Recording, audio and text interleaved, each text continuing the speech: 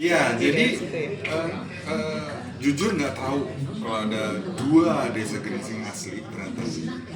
Jadi benar-benar kita bikin nama Gringsing itu tidak akan ada lah yang aslinya namanya Gringsing, tapi ternyata ada. Jadi ini bukan dibuat Bukan di situ. bukan di situ, bukan. Jadi hayalan ya. Hayalan dan kebetulan Tapi setelah tahu ternyata ada desanya itu gimana? ya udah.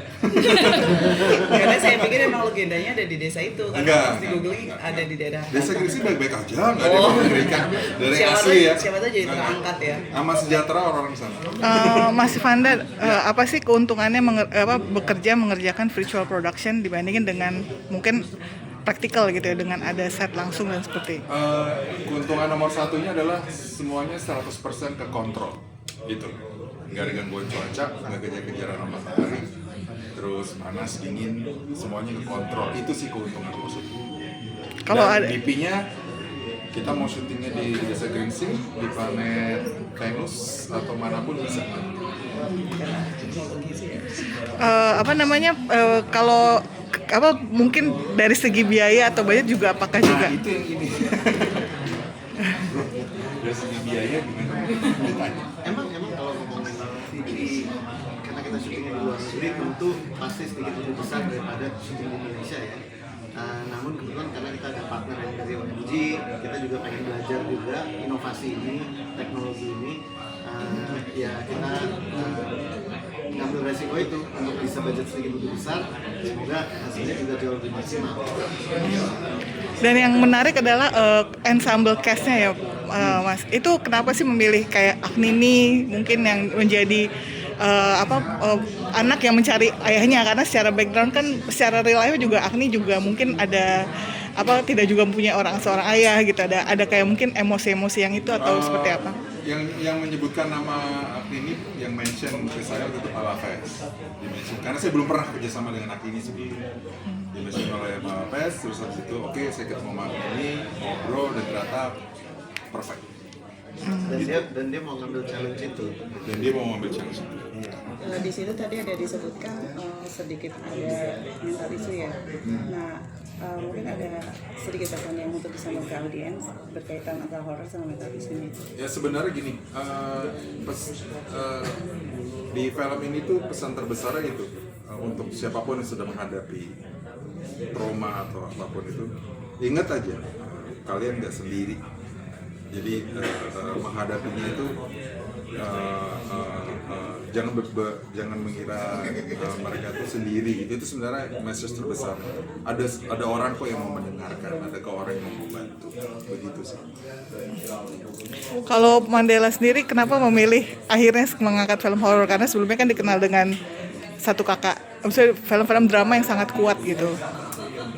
Jadi Mandela sendiri nggak ada spesifik bahwa kita harus melakukan cuma film drama. Ini Mandela pengen banget mengerjakan semua film horor, mau film drama, film komedi, suatu saat nanti semoga action, science fiction. Kebetulan lukisan menurut kebetulan di Spoiler. Iya.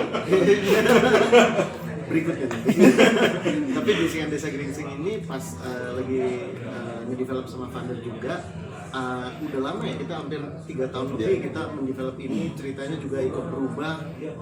Awalnya kita pikir ada karakter yang kita kayak kita tahu bahwa ini ada real karakternya yang kita terinspirasi dari karakter itu. Akhirnya kita juga nggak bisa ketemu itu story benernya. Akhirnya kita bikin yang baru ini, dan akhirnya ini jadi film pertama horor kita gitu. Nah, saya juga mau jelasin bahwa ini horornya horor misteri. Ini akan jadi film genre horor yang beneran sangat baru buat kita di Indonesia. Gitu.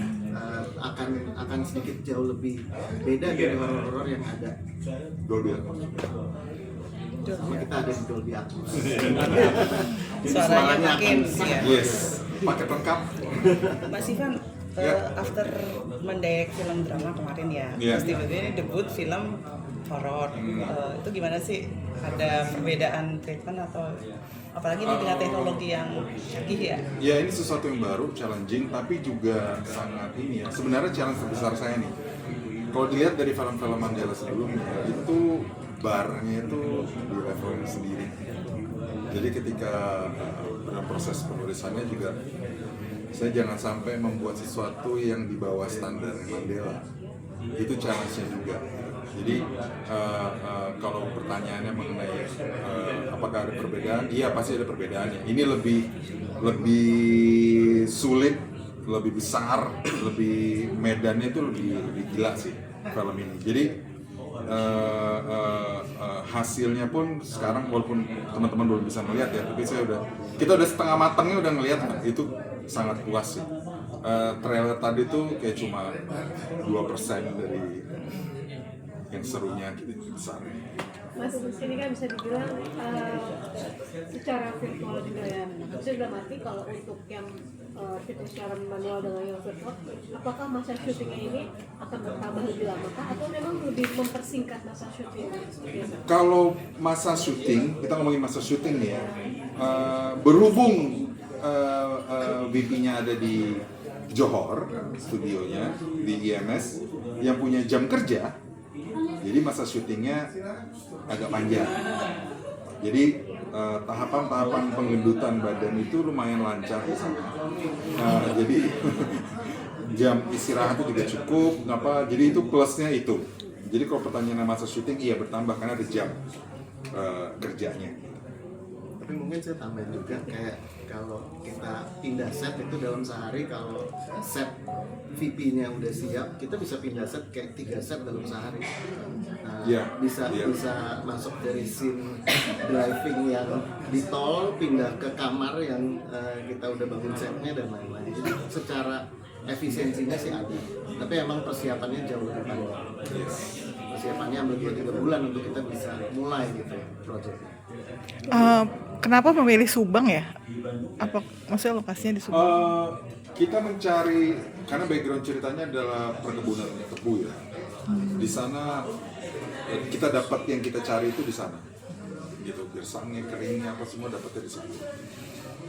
Gitu sih. Ada lokasi pabriknya juga. Ada lokasi pabriknya juga. Mas, mungkin hunting dari segi lokasi kan banyak ya, tadi kan bisa bilang kenapa daerah itu, dan mungkin daerah-daerah di luar Jawa juga sebenarnya banyak gitu. Banyak. Apa sih yang bisa bikin ini pas nih buat syuting ini gitu? Ya pastinya kebetulan karena saya juga yang nulis, jadi ketika ngebayanginnya itu yang paling dekat dengan bayangan saya waktu itu adalah Subang. Setelah kita cari kemana-mana yang secara pemandangannya, layoutnya, semua segala macam itu di Subang, makanya kita pilihnya di sana. Ada cerita menarik nggak mas syuting di Subang? Oh iya, saya mengalami vertigo pertama dan gini, kalau menarik adalah tadi itu seperti bahas dari syuting yang dingin, yang terkontrol, jam tidur teratur, dijemput teratur, semua segala macam, tiba-tiba ke Subang kayak ditampar oleh reality gitu kan ya. Nah itu menariknya di situ. Tapi menurut saya yang paling keren dari film ini adalah 3 tim Malaysia, tim Singapura, tim Indo barengan membuat satu film itu ini. Jadi skalanya dan levelnya itu saya bisa bilang beda sih, gitu sih. Siapa terkait tadi apa IP tadi VP ya? VP. Iya VP. Virtual Ini kan production. itu kan hal yang baru ya di industri terutama horor. Nah, mungkin ada tantangan atau kendala atau mungkin sebuah edukasi juga buat penonton bahwa ini loh hal yang baru, teknologi baru yang bisa semakin menguatkan cerita gitu. VP ini tuh virtual production ini dipakai di film-film Hollywood seperti The Mandalorian, Superman, Star Wars ya, kayaknya enggak. Mandalorian sama itu, Superman yang saya tahu banget. Nah ini teknologi baru di industri ini memang di kita tuh lagi jarang dipakai. Makanya dapat kesempatan ini itu luar biasa banget. Kalau halangan-halangannya iya ada, batasan-batasannya of course ada. Tapi batasan-batasannya itu tadi lagi terkontrol dan kita tahu dari awal batasannya apa, bukan tiba-tiba gitu. Jadi semuanya itu karena kita udah tahu itu lebih dahulu, kita jadinya dapat 100% maksimal kapasitasnya gitu.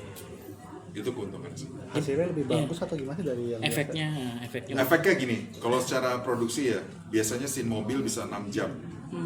Kalau in real time. Di VP itu kita 30 menit. Efisiensinya luar biasa. Satu, semuanya terkontrol. Baru habis itu kita tahu ini ada satu. Waktu itu kita lagi ambil VP, terus saya bilang sama engineeringnya waktu itu, Kevin namanya, Kev, kayaknya mataharinya kurang geser deh. Itu doable banget. Oke, mataharinya digeser segitu ya segitu oke, mataharinya, pohonnya juga kali ya, gunungnya mungkin anginnya kencengin dikit. Jadi itu serunya gitu, seinstan itu gitu. Jadi baru pertama kalinya mungkin untuk di VP tim kamera gitu ribetnya di awal, tapi itu mereka ya udah ya ribet itu di belakang tim art gitu. Jadi menarik sih. Di Indonesia kira-kira kenapa belum diadaptasi? Apa karena teknologi atau karena SDM-nya? Mahal atau apa? Enggak, kalau secara mahal atau tidak itu relatif ya. Di sini di Indonesia kan udah mulai masuk nih virtual production, dan memang sesuatu yang baru tuh pasti menakutkan kan. Jujur saya juga takut. Saya ngomong kepala fest ini sesuatu yang mengerikan gitu. Tapi ternyata setelah masuk enggak sama sekali. Gitu sih. Oke.